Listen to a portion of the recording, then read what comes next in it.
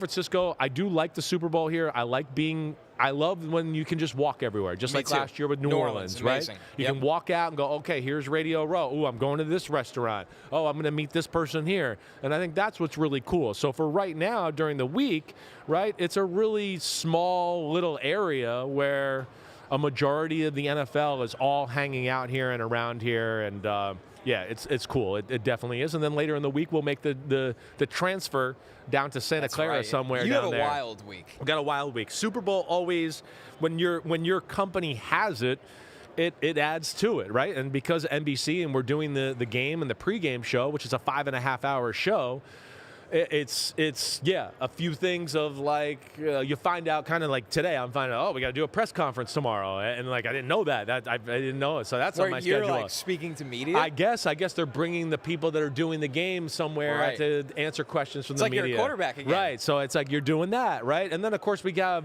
when you do a 5.5-hour show where tens of millions of people watch it, we're gonna have some rehearsals, and we got a rehearsal Friday, a little rehearsal Saturday. They kind of split it up that way. So all that, come on, it's cool as hell. The Patriots, the Seahawks, what we got here, I mean, it's awesome. Great matchup, and you and I are going to be live here Monday, Tuesday, Thursday. Yeah. At same time every day. Same time every day, which is 12 West Coast, 3 Eastern. 12 West Coast, 3 Eastern. I'm just running around. Don't worry, I'll help you Stick a mic on me.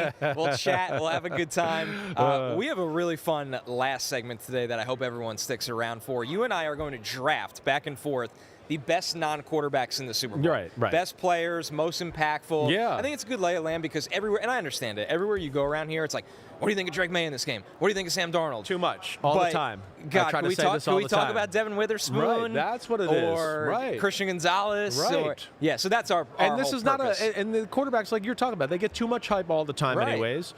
This is not one of these Super Bowls. Again, I know Drake May is MVP candidate and all that, but I don't think this is a Super Bowl where it's just all about the quarterbacks. I'm here at the Super Bowl going, no. To me, if anything, it's all about the head coaches. That'd be the first thing I would say. I feel like that's the marquee part of the matchup that's a little different, because we're in the era of offense, and I need an offensive genius, and you can't win unless you get an offensive player.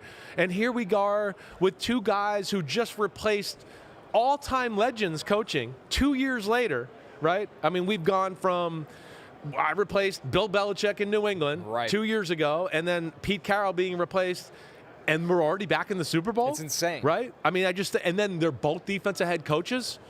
Both defensive head coaches where they were like, there's only so many Shanahan and McVays and Ben Johnsons to go around. So, okay, we're in the NFC West. We're not going to find another Shanahan and McVay. We got to find a defensive genius, right, to combat that. That's right. And I feel like the same way with New England a little bit. They looked at it, and of course, Belichick and Vrabel playing from Belichick, it kind of feels like he's from the coaching tree.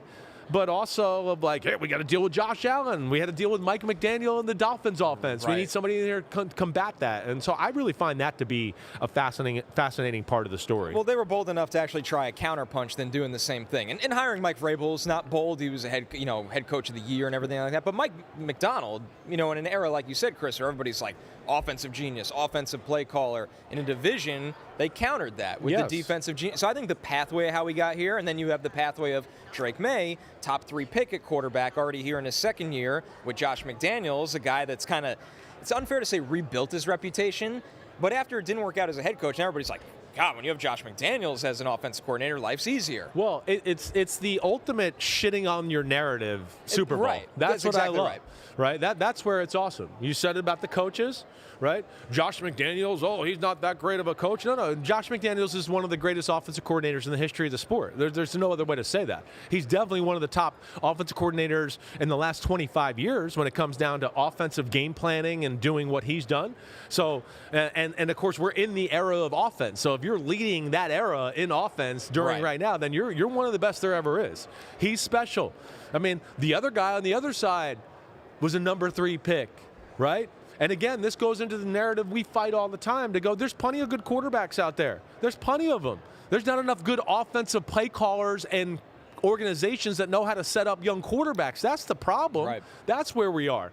And so I love the Sam Darnold aspect of him kind of crapping on all the narratives too, where it's just like, Yeah, okay, I heard all your negativity, but you've heard me say before, you could have put, Aaron Rodgers or Tom Brady in their prime on that Jets team, and it wouldn't have looked all that good. Right. Or go down to Carolina, and you'd go, no, what's wrong with Tom Brady? He's not playing very well. No, he's around shit, so he's looking shitty himself, right? That's what I always say. And so that's where you get to a place, Sam Darnold here, and the team. He's got a team around him. Yes. He's got some people. He's got some coaches that can support him. And now we're seeing the talents of Sam Darnold. And we saw him dispel all the big game rumors, right? That was the last thing we got to do. The NFC Championship, he's phenomenal. And you got two quarterbacks that should be coming into the game. Oddly enough, you tell me. I think Sam Darnold comes into the game probably a little more confident than Drake May does right now. With how the playoffs have gone? Right. Well, Sam Darnold just kind of slayed his dragon. Right. That's why. That's right. Right. Like, we showed the stats of how it's transitioned across the 3 games he played against the Rams, and the last one was like, they won because Sam Darnold was amazing. Not because they won with Sam Darnold. Exactly right. Sam Darnold is now a reason they can win. Exactly. And you always have that worry, especially against an accomplished defense like New England, of like, okay, can you bounce back to reality? But he's rolling at the perfect time right now, where Drake May, credit to him, for a young player, has found a way to win. Right. But they are finding ways to win rather than Drake May threw for 300 yards. He threw for 3 touchdowns. So it's very different. Exactly. Like where they are at this moment, not the whole season. Yes. Yeah, I agree with you there. Sam Darnold's coming in feeling great about the way he's playing and throwing the football right now. And not that Drake May can't feel like that, but he's dealing with a little injury, dealing with a little illness, right? And he's going, man, we haven't really. When's the last time we came out and let it fly on offense and been able to just go, woo, we're hot, we're on fire, we're throwing the ball all over the place, right? But that's also the greatness of this game and this team once again, because they still win the games and it doesn't matter. And I think that's why we've got into this Patriots team feels like the early 2000s. They're comfortable there. They're comfortable there. They're not about it's just about Brady and the quarterback and we're going to throw the ball like it was later on in the career. It was more like, if we have to just run the ball and play defense, we'll do that this week. And Seattle's kind of the same way. So that's where I look at it and go, we got 2 weeks to prepare with 2 defensive head coaches and teams that really kind of play through their defense. So I don't expect big points in this game. I'd be shocked if this is a high-scoring affair. Right. This is not, to me, going to be a game where it's going to be sexy quarterback play. I'd be surprised by that, too. I think it could be one of those games where it's like, they're playing okay, but who makes the 2 or 3 big plays of the day, right? I could see it being like, quarterbacks, we're throwing for 58%. We've hit a few plays here.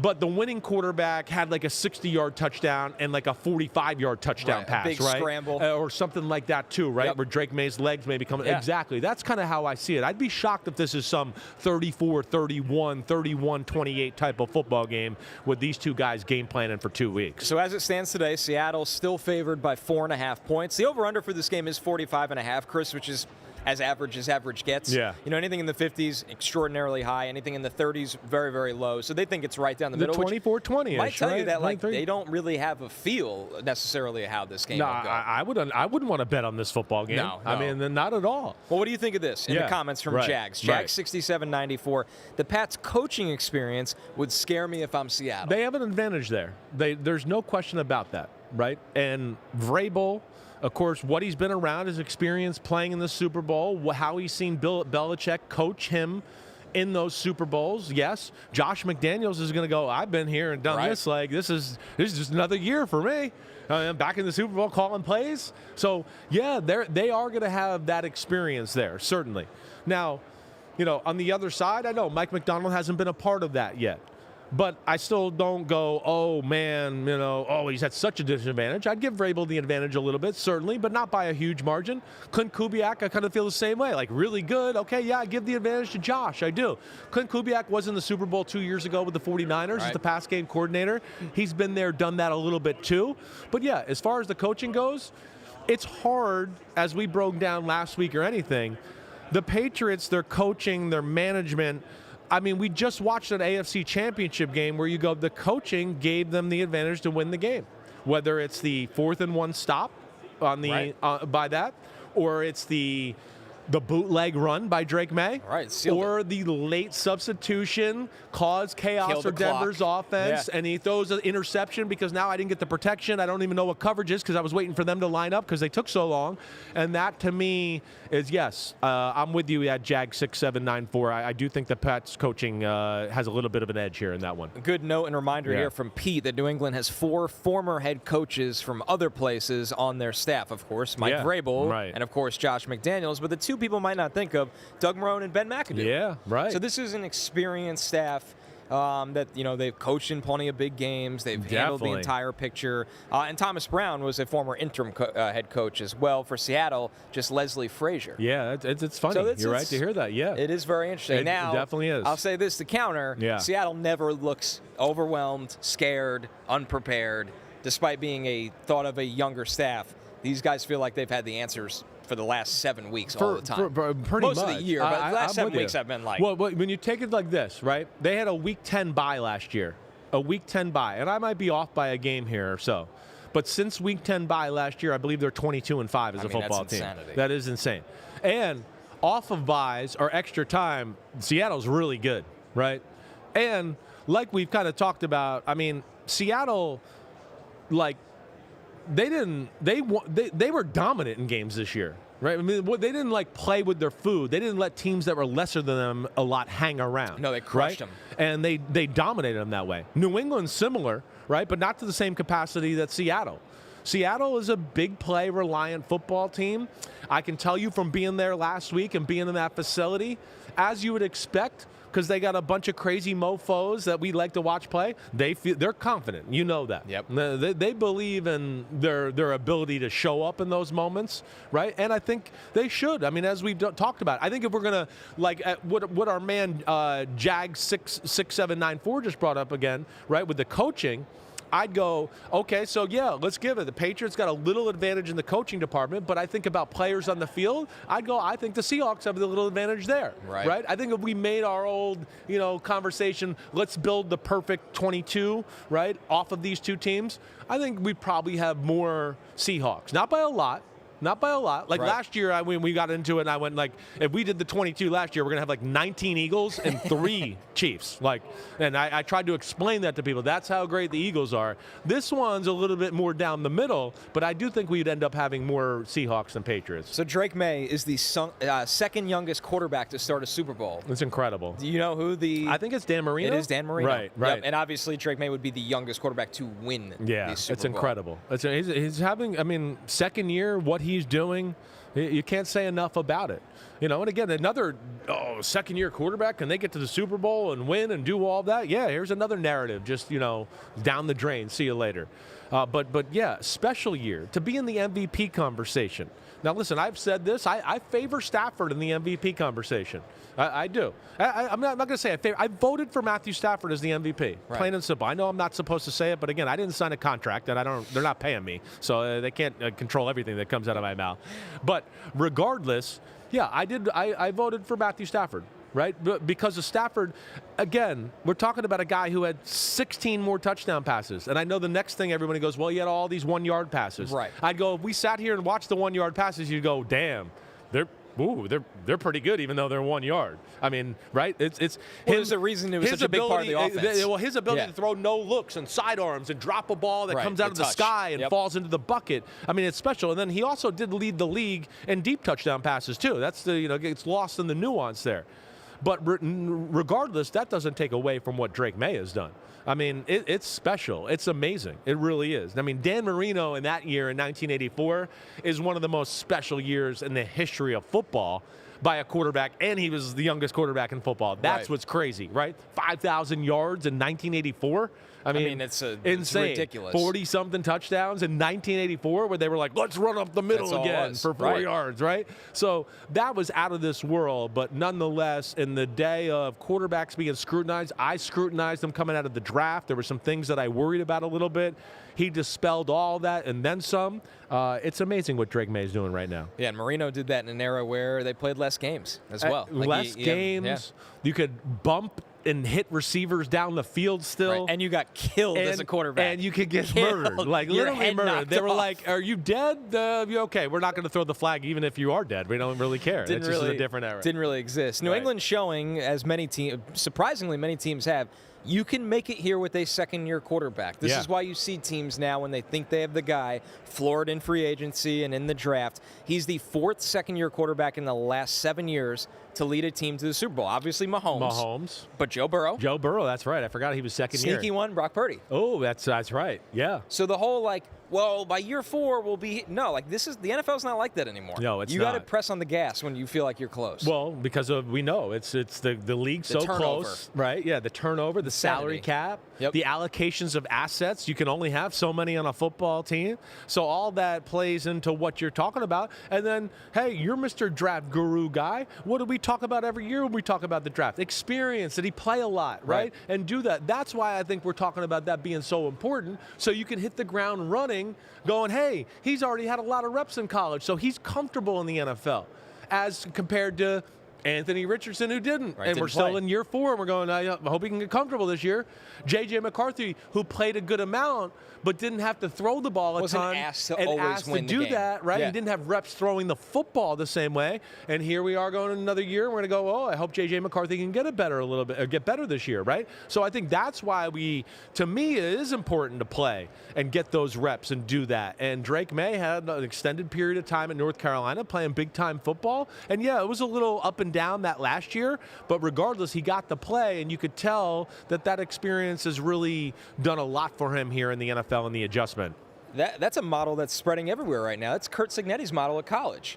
Oh, you played 4 years at another program? Use your 5th year here, and I have guys that have played more college football than anybody on the roster. It's too hard to just practice this position and think you're going to be good on the football field. Or you recruit an 18-year-old 4-star, and he doesn't play year 1, and then he leaves because he wants to go play. Right. Like, it's football at all levels like this. Right. So a funny comment here from Darth Carter 51. Hide your weed, Chris. The cops just walked by. Don't worry. I got it in my hotel room. Don't you worry. But we're in Cali, baby. When you're in Cali, we don't have to worry about that, right? I mean, it's puff give out here in Cali. That's how we do it. All right. So yeah, I mean, if you're going to be wondering, I'm going to have a lot of fun at nighttime here when in Rome, okay? And I try to make the most of it. Go to nice restaurants. I brought you to one last year. Do that, right? You know, I'm going to have a few drinks, tequila and flowing. drinky, smoky. That's the way it goes. It's one of the most, if not the most, fun week of the year. I'll close out with a couple trends before we take a break here. Seattle 6-0 in their all navy uniforms. New England 5-0 in their all white uniforms. Something's got to give. Today. Something's got to give. But what I want to say is the last time these two teams played in the Super Bowl, Seattle was wearing the all blue. That's scary, right? That's right. And Seattle lost that Super Bowl in all blue to the Pittsburgh Steelers in 2006 too, even though it was the ugly Seahawks uniforms. That's right. So maybe there's like a little. But we'll see. I do love stuff like that. It's awesome. And the Patriots going with the all white, right? That's new. I don't know if everybody realizes that. Well, Tom Brady Patriots, when they wore the white jersey, they always wore the blue pants, right? Always.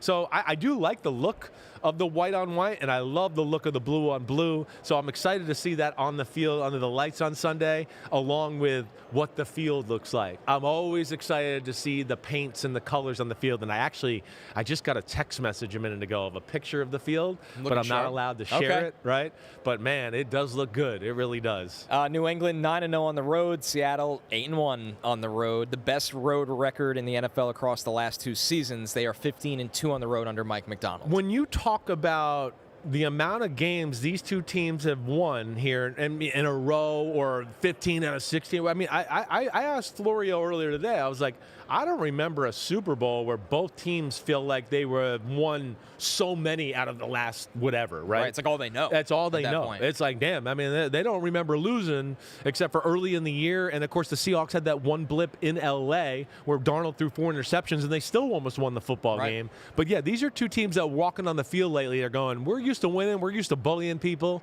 and I think that's what's going to be awesome about seeing that. Speaking of the all-white uniforms, one time, during this Jets season, I was talking about how much I like when teams were all white. Yeah. My Jets post-game teammate, Willie Colon, who played guard in the league for a long time, he goes, Connor, not all players like all-white uniforms. Well, yeah, big, nasty offensive linemen don't. I was like, they look so good. Yeah. He goes, not everybody loves the all-white uniforms. It can be a little revealing at times. Right. You get sweaty, you can see through it.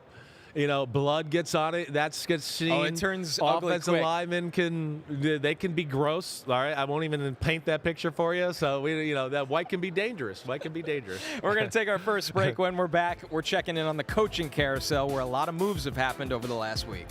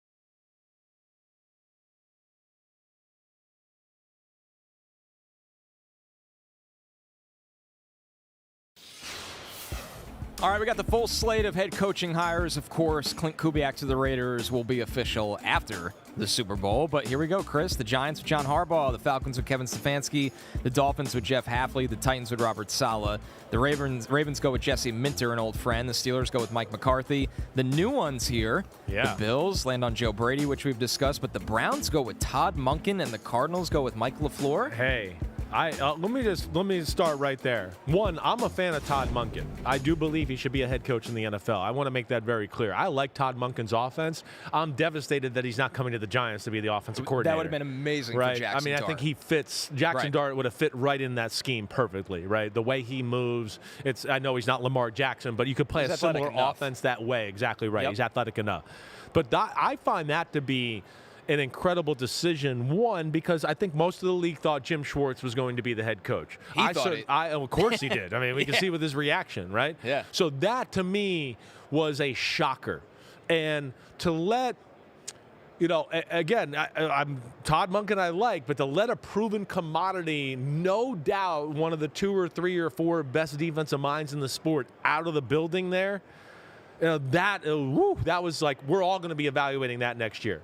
And on top of that, and I know you already brought this up, but this is where my mind was going. One, when I went and you saw, like, he's out of here and he's not going to be in Cleveland, I just went, I wonder what Shanahan's going to do, right? And with the 49ers in the defensive coordinator position. Because, of course, we know Saleh went to Tennessee, and they have Gus Bradley on staff. Right. I had said to some people last week, and I think I said it to you on the pod, right? I said Raheem would be a guy I'd be watching for. I mean, there's a relationship there. They've worked together, right? But then when Schwartz became available, I was like, whoa, I know Shanahan, like Raheem Morris, Fangio, Schwartz, Brian Flores. He looks at those 4 to be like special guys, right? And so I was like, I don't know what he's going to do there. Schwartz or Raheem Morris, that's going to be incredible. But, getting Raheem Morris is an awesome sign for them. And a little bit of changing the Seattle scheme a little bit. Right. Raheem's got that in his system, but I wouldn't say he's Seattle's scheme guy, and that's a little bit of a different approach for the San Francisco 49ers. A lot of big-time DC hires. We'll go through all of them consecutively. Yeah, sorry, I got a little off No, topic you're good. there. I was reading them all at once, so not your fault. But as for the hires, so you like Todd Monken individually. Do you think they just overplayed their hand and thought, no, we'll be able to get Jim back, he's under contract, and it blew up? Or I think so, something of that. And I haven't heard anything on the inside to give you any inklings here or whatever, but it seems like they thought maybe they could have their cake and eat it too here and go, oh, gosh, I don't think he'll really leave or whatever. But it felt like it got down the road and got serious enough to where he felt like he was in the proverbial leader house there and didn't get it, and he feels burned. I mean, and I understand that. So Todd Monken gets his shot. He's been a head coach at college, but been a coordinator for a while now. I'm excited to see what he could do. I know a lot of people kind of, shrugged at the hire and didn't care. I think it's cool to see Todd Monken get this chance. That's what I don't like, right? We're in the era of we want offensive geniuses, and then we go, wait, the guy that just coached the guy that really almost won 2 MVPs in a row, that's not cool anymore? Why? Tell me why. Because he's just like, not flashy. He's older. He's old guy. Yeah. He's old guy. Old white guy, just not that cool. Sorry, I don't know what to say. Like, I don't understand that. I watch his offense and go, man, they can do it all. I mean, play action pass, run the ball, can attack down the field, have screen game, all that. I thought we're trying to find the offensive genius era of football here. So, again, out of the guys that were available in this whole hiring cycle, I definitely think he was one of the best offensive minds out there. So, yeah, I'm with it, but he's got some work to do. We know that Cleveland offense has got a lot of holes to fill. He really does, as will Klint Kubiak when he finishes coaching in the Super Bowl and takes over the Raiders. The good thing for him is it feels like he knows his quarterback will be the #1 overall pick in Fernando Mendoza. Exactly right. It's going to be on him to have a much better year for Ashton Genty.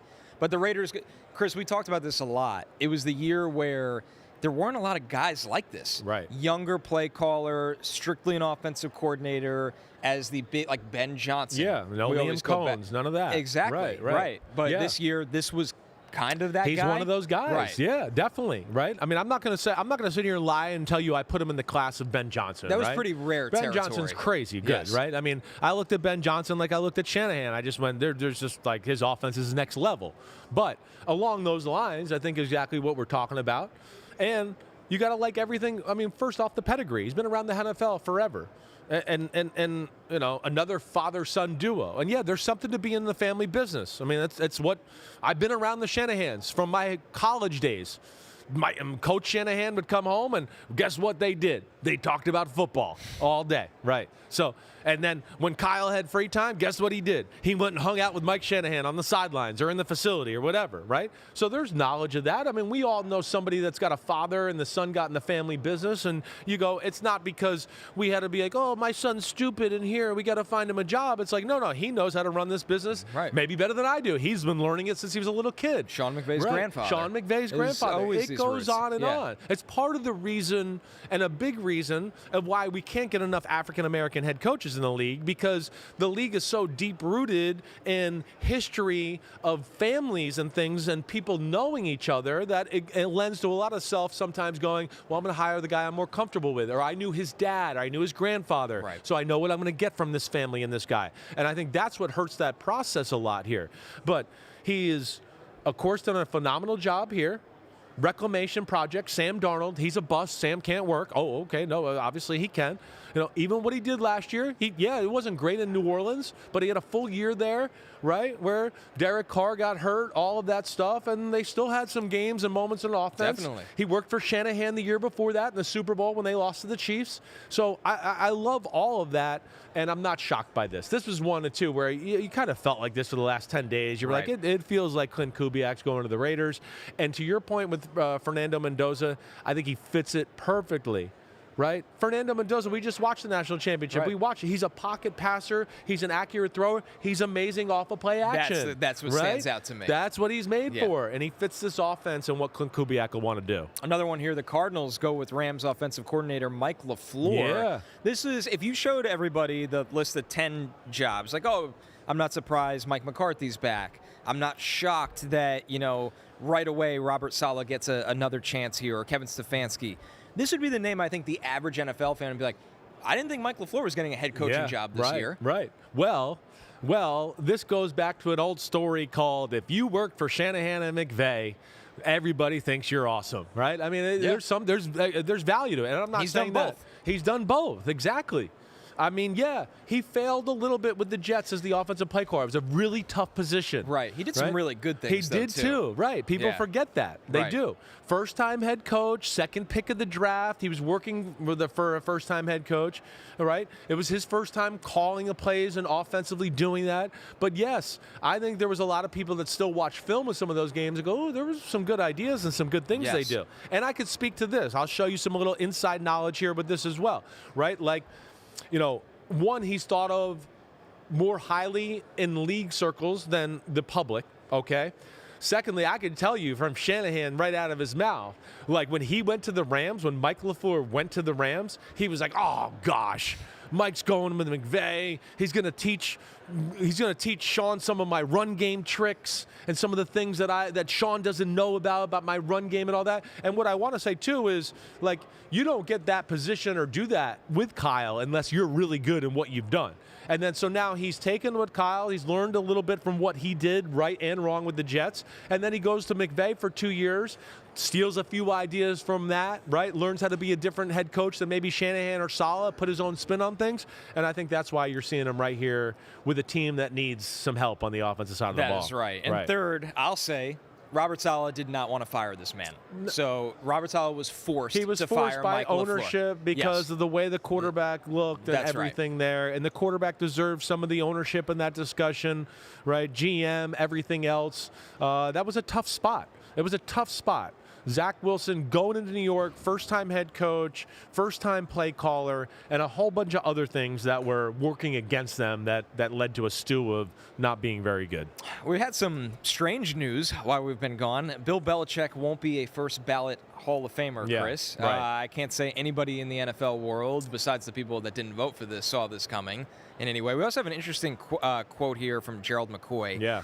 It's an idea more so. Gotcha. Hot take, but with all the Bill Belichick stuff and thinking about guys like T.O. and A.B., even being a part of the media now, voters for the Hall of Fame should be other Hall of Famers. You need 50 voters, alternate them every year, inform them this year that they are a voter. They play against and know the game and have no ties to these people. Ball is ball. A lot of media members vote, and they absolutely know the game as well. It's not about that, but they cover these players and allow their feelings to get involved. They hurt feelings, and they can try and mess with your legacy. The Hall should be about the field. Yeah. No, listen, I like a lot of what he said, right? I do. Okay, and you know, especially that, like, talking about, a lot of the media members, and they absolutely know the game as well, and all that too, right? I do think the personal bias a little at times. Has to be real. Also, like, I'm in charge of trying to prop this guy up to the committee from my hometown that I write for, right, in San Francisco or whatever. So, yeah, I'm going to vote for him because I've been the one that brought this guy to the committee that thinks he should go to the Hall of Fame. So that happens. Then there's also the guys that are probably like, man, Bill Belichick was a jerk to me every time I tried to do an interview with him. Screw him. I don't want to vote for him. I think there's some of that, certainly, right? I know some people look negatively on Spygate and everything there too, right? There's a lot of nuance in that conversation. Here's the big thing, right? First off, the new voting system is stupid in what they do. Second off, I do think if you go back into it, and Florio tried to argue this on the show earlier today, the Hall of Fame has become about money. Money, money, money, make the weekend a spectacle. We need money, money, money. And more years than not here as of late, we've had more players in the Hall of Fame than less. I know last year was a little low, right? But this is what happens when you invent all these new little rules for, we're going to do this and do this, and to maximize the grandiosity of the weekend. All right, so therefore, within all that selfishness, you've messed up a really easy way just to vote for freaking people and get them in the Hall of Fame. Right. Okay? Now, off of that, they have totally lost their freaking credibility. Totally. 100%. I don't care what the voting system is. I don't care what your personal biases is. Also, there's people in the NFL that are way worse people than Bill Belichick, right? And maybe they were nice to you during an interview, but they've done 100 other things illegal, against the law, mean to people, whatever. But you didn't care about that because they didn't do it to you? Like, that's some BS is what I would say to that. There can't be a personal agenda involved. There can't be that. No. We know we got some crazy apples in the Hall of Fame, but that didn't stop them from getting in. But the bottom line is, when you're going to have this type of conversation, I don't care what the vote is. The first thing you write on the paper should be Bill Belichick. Right. He's the greatest coach in the history of all American sports. That'd be like going to the Basketball Hall of Fame and being like, well, we're just Michael Jordan. Well, he'll get in somehow, but I'm not going to put him on number one. Like, then you don't deserve to have a vote. That's just the bottom line. Bill Belichick has had more of an effect on the sport of football than just about anybody in the history. We could go down about how he built teams, little schemes that we brought up that have been brought to the league, right? That he advanced, all the defensive game plans, everything there, right? He, as a defensive head coach, was the first one to go, with these new rules, I'm going to put my quarterback in the shotgun and we're going to throw it every play, right? I mean, as a defensive head coach. 2 tight ends, pass-catching running backs, slot receiver, right? All of these stuff is what Belichick took to a next level. So that is where they totally lose credibility in the conversation. And yeah, it's shocking and stupid. And this is gonna be work here. Like, this is gonna be, Bill is gonna crap on this. Yeah, Bill's going to have his own the party. Part's not over. Yeah, he's going to take away some of the stuff out of the Hall of Fame that he's let them have to lend to talk about the Patriots. And honestly, I'm not mad at him for doing it. It's totally wrong. They totally blew this thing, and it's a bad stain on the Pro Football Hall of Fame. I don't want to lose in that. Yeah. A new Simmsism is crazy apples instead of rotten apples. You're right. There you go. That's a really good job. one. Love crazy apples. Yeah, you knew what I meant, though. That's why they call them Simmsism. That's They're kind of better. It's kind of better than rotten apple. It's a crazy apple, right? So, but Pete broke this down really well. I'm going to read through it. The part of the story is the math of the new voting system is it's stupid. It kind of is illogical. Right. So you have a 5-candidate pool, 3 seniors, 1 coach, 1 contributor. The voters have 3 votes to pass out. So there's 50 voters. That's 150 total votes. The candidates need 40 votes to make it, of course. So if Belichick got 39 votes, that would leave 111 left, which means a maximum of 2 candidates from the pool can now make it. Like, it's hard. The point is, if each of the other 4 candidates got at least 16 votes, if they were viable enough for that, that means we'd only have 1 Hall of Famer from the pool. So, like, the voting system itself, essentially, it's hard. It's almost harder to have a normal class. Well, to make it even bigger and more, they've actually made it less by trying to add these little extra little avenues of like, oh, this is the top 5, special contributor or old person pool or whatever you want to talk about. And they've made it weird. They have. But at the end of the day, bottom line is, what I just can't believe is that there wasn't a group of people that just went through and went, wait, everybody, for the sake of the Pro Football Hall of Fame and everything, like, somebody should have got up at the start of the meeting and go, let's not screw this up and ruin the Pro Football Hall of Fame. Let's make Bill Belichick's in the Hall of Fame, everybody. Like, whatever area we're putting him in, you got to write him down. I know there's some other guys there, and there's nuance, and you're worried about the Ken Andersons in the world, and will they ever get a chance to get in and all that. I get it. It's tough. But that's why you're there, and one of the reasons you're definitely there is to get the most obvious shit ever right, which is to put the greatest coach in the history of football and American sports in general in the Hall of Fame. I mean, come on. It's Lombardi. It's Belichick. I don't know. Maybe it's Belichick than Lombardi now, honestly. I mean, so that's crazy. It's really crazy. It just doesn't make a lot of sense. Crazy apples out there, There's man. a lot of crazy apples. Stay away from them, not the rotten ones. All right, we're going to take one last break. When we're back, Chris and I are drafting the best non-quarterbacks in this year's Super Bowl.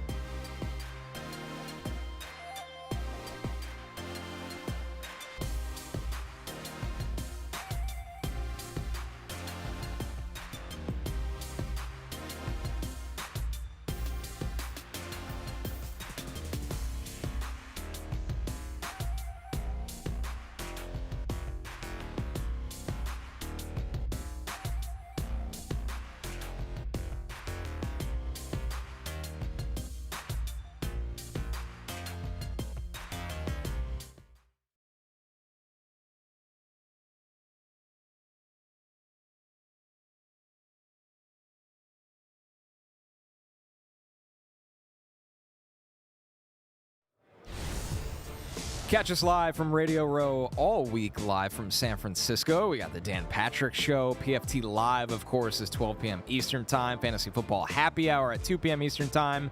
And we jump on over here at 3 p.m. Eastern Time. This is the one you don't want to miss. That is Chris Sims Unbuttoned. Yeah, you know it. With Monday Connor Rogers. through Thursday. Peacock, YouTube, NBCSports.com/now. Last time we were together a little bit at the Super Bowl, right? We were in Vegas. And we did some workouts together. That's right. We hit the gym. It was a great gym in Vegas. It was a great gym. It was like not a hotel gym. And I'm not one that can like go somewhere for 8 days and not work out. Like I got to get a few in, right? Yeah, especially if I'm going to be drinky, smoky That's some right. of these Sweat nights, right? I got to sweat it out a little bit, right? So I am. When we get done today, I'm like, okay, I got to start to figure out how I'm going to, detox every now and then. That's right. It's the best pre-Radio Row freshener for the week. Definitely keeps us going. Yep. All right, the best non-quarterbacks in the Super Bowl are draft here. Chris, you have the number one. I'm actually very curious to see what you do here with number one. So I'm glad you're giving me number one. I don't think you're a chalk pick kind of guy. I'm not a chalk pick kind of guy. I'm going to go. I'm one. Yeah, we don't need to talk about the quarterbacks. We know how important they are. But I'm more to hit on some guys that I think are underrated as far as the value to this matchup. And the first guy, I think the most X-factor watch-out guy is Rashid Shaheed. Nice. Right? And I say this for a number of reasons. My first reason being we know he can make big plays, right? He's arguably the best returner in the sport. At any moment, he can change the game. He can go anywhere. He can get a speed sweep or reverse, 80-yard touchdown, return a punt or kick, 80-yard touchdown, run a bomb over the top, boom, 80-yard touchdown. He can do all that. But here's my other nuance, right? And you've heard me talk about this a little with Seattle. It can't be so Jackson Smith and Jigba-centric. Right. And you got to think, here we are, 6 days from the Super Bowl. Mike Vrabel's had a week to game plan already. He's going to go, the one thing I'm not going to wake up on Monday morning is go, damn, I let Jackson Smith and Jigba go off on me in the Super Bowl, right? I just would be shocked. One, that's the way he operates. He comes from a coaching tree, and Bill Belichick that operates the same way. That I would think whether it's putting Christian Gonzalez on him or doubling him in big situations and then going, let's go to somebody else. Right. Let's see. I mean, I know Cooper Kupp has a few catches every now and then, but he's not going to break teams' game plans. Rashid Shaheed is the guy. And one of the things I've argued with Seattle, you've heard me argue it a little bit, is they got to learn to play Smith and Jigba and Rashid Shaheed off of each other a little bit, like Puka and Devontae Adams of the Rams. They got to be lined up next to each other more, right? That's where McVay and Stafford are so special and had been able to make plays with those two all the time, is they line them up together a lot. It's like, oh, this one's deep, this one's short. Who do you want to take, right? This one's deep, this one's short. Who do you want to take? This one went left, this one went right. Who are you going to take, right? They kind of put you in those dilemmas, to put it in simple terms, and they don't do that, Seattle, enough. And so I just come into this game going, there's no way the Patriots and Vrabel are going to let Jackson Smith and Jigba go off. I'd just be shocked.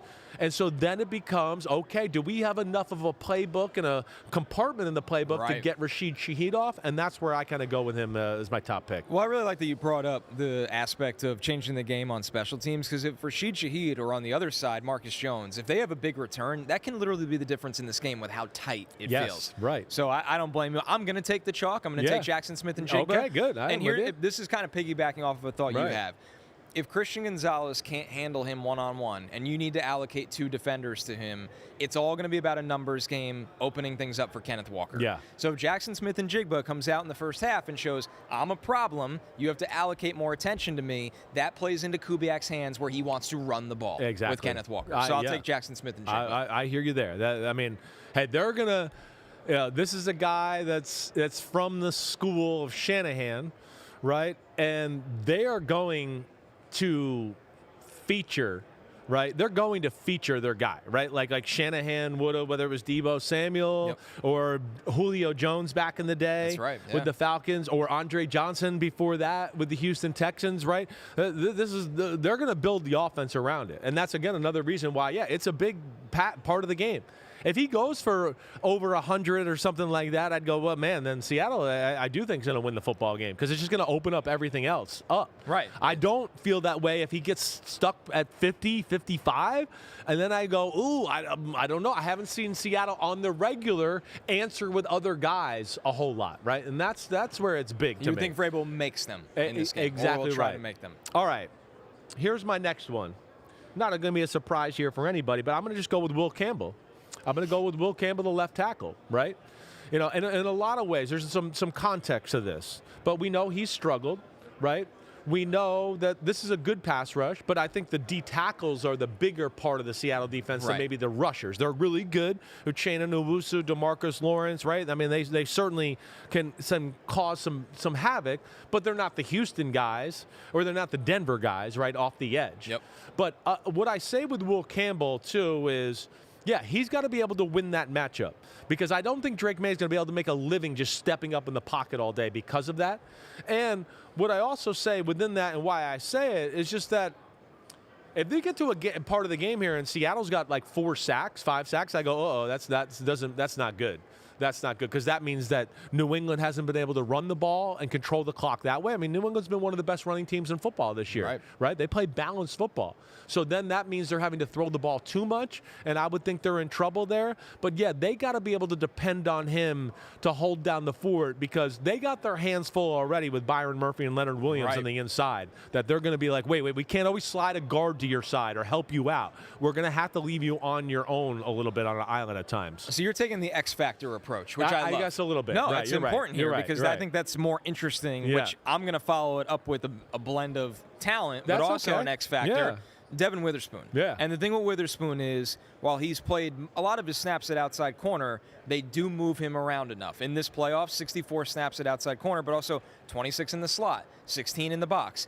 And the thing you need to be careful when we think of that Hufanga dropped interception, Drake May needs to be careful where Devin Witherspoon is because he's a guy that will be looking to either jump a pass or he'll fly up in the box and knock someone's head off. No doubt. Devin Witherspoon. Cut off a screen past their receiver and try to pick it off. Rip at the ball and try to pick it off, and he's an energy guy. You don't want him feeling comfortable in all these places on the back end of the defense or the front where he can change the game as well. I like what you're at there, and honestly, I mean, he was going to be my next pick because two of what I talk about, and I think, one, we know he can make plays and be special that way, but two, in a game like this, Seattle plays a little more zone than man, as we've discussed a lot, right? I would think that they're going to look at film a little bit and go, man, Josh McDaniels is too good. If we play this zone on 3rd and 5 or 3rd and 6, he's going to figure out a way to spread us out and get somebody to sit in the middle and be wide open, right?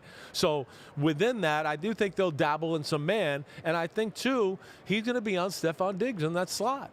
And the guy they draw up the plays for. And Stephon Diggs runs all these little nuances. Like I'm running a shallow cross, then I come out. Or I fake I'm running a shallow cross, and then I fake I come out, and then I keep going for it, right? They have all these different type of routes where, it's going to be on him. And I would think he's going to be on an island in some big situations to try to shut him down. So who's next up for you?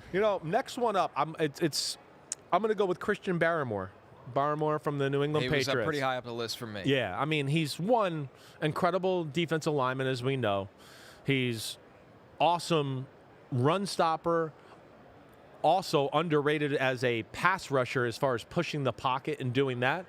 But I look at that, again, where I go, it's not a great Patriots pass rush, right? I think him and Milton Williams, can they make disruption up the middle happen? But the big thing is, and a little bit like I almost said on the other side here, if they stop Kenneth Walker and now make it you got to draw back and throw the ball way too much, more than you want to, Seattle, right? And it plays into that, I'd go, that's advantage. Milton Williams and Barmore stopping the run.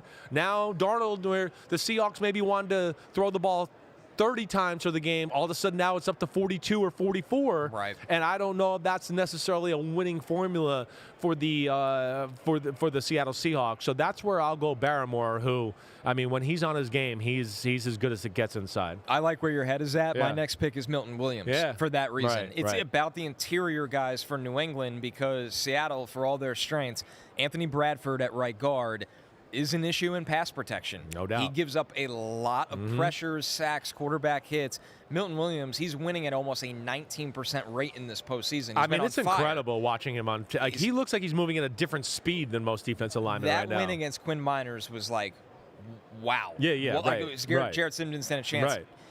The Seahawks, Anthony Bradford can't have losses like that against Milton Williams, or else Sam Darnold's going to be in trouble. So we go back-to-back with the New England D tackles. Yeah, I mean, again, I think they're a huge part of the football game. I don't think the Seahawks are going to want to just come out and put this game in Sam Darnold's hand and go, hey, fire away, let's go. I would expect them to take more of a kind of a conservative approach, right, and feel it out, play through their defense, which I think is what both teams are going to do early on, which I think could lead to a sluggish first quarter or whatever else. Again, I don't expect this to be like a super high-scoring football game. I expect it to be 2017, 23-20. I mean, would you say the over-under was? 45.5. Right, so they're thinking this kind of the same thing, 24-21. Right, something in that range. That's where I would see it. All right, my next one here, this is where, I think this is where I'll go with Christian Gonzalez. Christian Gonzalez is the best pure cover corner in the game. Right. I'll give him the fact of, is he an X-rated? A little bit playing on what we talked about. I'm interested to see what they do with him. Do they put him on Rashid Shaheed and just go, you cancel him out and we'll double in Smith and Jigba? Or do they go the opposite and just go, no, you take Jackson Smith and Jigba, and we're going to kind of play the defense over here to Cooper Kupp and Rashid Shaheed. I'll just be interested to see that approach there. Right. But I wouldn't be shocked to see both a little bit in certain situations. Mix it up. Yeah, keep 'em first guessing. down, hey, you take Jackson Smith and Jigba. You got him. We're going to play run defense. Oh, it's third down. They're definitely going to throw the ball here on 3rd and 8. You take Rashid Shaheed because it's not as tough of they don't formulate the offense around him, and now we'll use the defense to stop, right, Jackson Smith and Jigba on the other side. I certainly could see that being a part of the game plan for the Patriots on the defensive side of the ball. I'm going to go back to the Seattle secondary, and how about the rookie Nick Emanwari here, Chris? This is another guy different than Witherspoon, but like him, used in different ways. Emanwari, 41 snaps in the slot in this playoffs, 43 as a box safety. He's played some corner, he's played some free safety, he's played some defensive line where they have him standing upright on the line. Emanwari at 6'3", 230. He's kind of that Kyle Hamilton-ish player for Mike Macdonald here, where he could do so many different things. And another guy that you have to be careful where he is on every single Definitely. snap. Playmakers. The Seattle Seahawks are a big playmaker type of football team. That's what they are. They got them all over the place. I think it speaks again to like what we talked about. If we made the perfect 22 out of the Super Bowl 60 participants, we might have more Seahawks than we would anybody else. So that's where, I get that as far as, and Emanwari is one of those guys where he's a game changer. Can he pick up a fumble and return it for a touchdown or a pick six or something like that? Yeah, I hear you there all the way. I think we're getting to the end here. I forgot who I was going to go. Oh, here we go. I want to go with Hunter Henry here. Hunter Henry, the fast reacting Seattle Seahawks defense. The Patriots, I do believe, will be patient with the run. As we've seen all year, I mean, Josh McDaniel and company have had a great play-action pass game. I could see Seattle foaming at the mouth early in the game and being like, we're not going to let Ramondre get off. We're not going to let him do that. We're going to be all over him. And Drake May keeping the ball and going, oh, I didn't give it to him. Oh, Ernest Jones and you linebackers are up in the hole. And there's Hunter Henry down the middle, right, for some plays there, especially if they're playing zone defenses like we talk about Seattle, too. That can get your eyes going places. That's where I think Hunter Henry can be one of those sneaky, oh, wow, he had a big day here in Super Bowl 60. I'll go with the New England pass catcher as well, and kind of with the thoughts of you. It's got to be somebody else sometimes besides Diggs in this game. Kayshon Boutte should get some looks where you're going to have to beat somebody one-on-one, and he's made plays. Right. Kayshon Boutte has made plays, but get Drake May doing what we think he does best, and that's throwing the ball down the field. He hasn't done a lot of it in the postseason, but the reason he's on the MVP ballot was for that this year. Yeah, the ability to throw the ball down the field. And I would think, the Seahawks aren't going to give you anything easy. They're not, So it is going to be about tacking down the field a little bit, and I'm with you. Just like we talked with Seattle, who's going to be that other receiver other than Stephon Diggs for the Patriots offense that can make a play for them? All right, we're taking our last break. When we're back, we're looking at the Super Bowl MVP odds right after this.